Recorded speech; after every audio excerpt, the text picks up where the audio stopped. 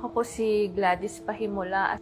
Asawa po ako ni Clyde Pahimula na member ng OBI. 11 years na po kaming nagsasama ng asawa ko. 5 years old pa na yung panganay namin nang mag-abroad yung asawa ko. Kulang yung sa sahod niya at gusto niyang makapagpatayo kami ng bahay.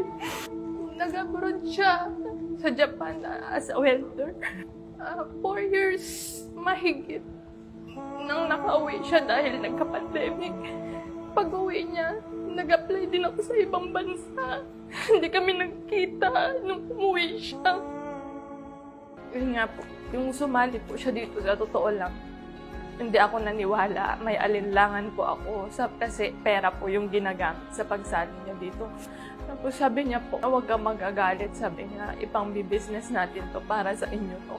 Pag uuwi ako, sabi niya, hindi na ako babalik dito. Sabi niya, magbi-business na lang ako dyan.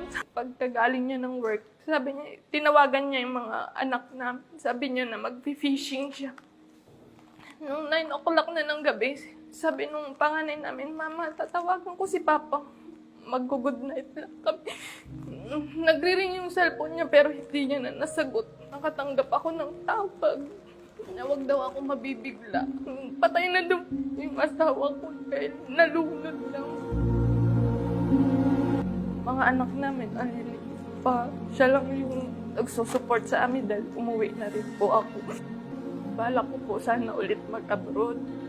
Nagpaalam ako sa mga anak. Sabi nung panganay ko, Mama, baka maulit, sabi niya po. Nireport ko po kay sir na sabi ko na na-aksidente po yung asawa ko. Tapos sabi niya, yun po na may makukuha nga daw po siya. Pero hindi ko po alam na may insurance. Salamat asawa ko.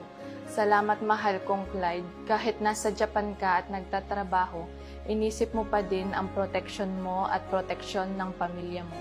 Kumuha ka pa din ng OBI Cellpro. Noong nabubuhay ka, inalagaan mo kaming pamilya mo at hanggang ngayon, nasa payapa ka ng lugar, patuloy mo pa din kaming inaalagaan. Ilalagay ko po sa account ng mga anak ko kasi pinagawaan ko po talaga sila ng account nila.